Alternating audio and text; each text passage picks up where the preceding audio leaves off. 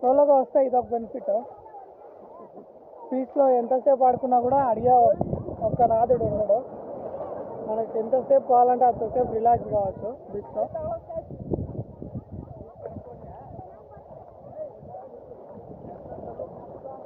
Busy life, అదే work, అదే family, అదే ఇదే రిలాక్స్డ్గా ఉండడానికి టైం చిక్కేది ఎప్పుడో ఒకసారి.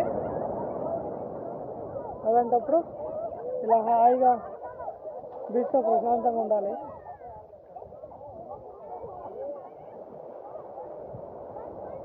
సముద్రం ఎంత ప్రశాంతంగా ఉంటుందో అంతే డేంజరస్.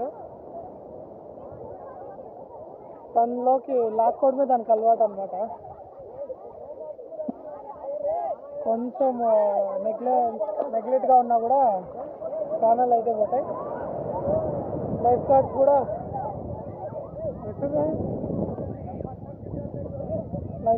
ఇక్కడే టెంట్ వేసుకొని ఉంటారు, వాచ్ చేస్తూనే ఉంటారు. బార్డర్ కూడా వేస్తారనమాట. ఒక అంత లెంత్ వరకు బార్డర్ కూడా వేసి ఉంటారు. కానీ అల్లరి చేసే వాళ్ళు ఉండే ఉంటారు కదా.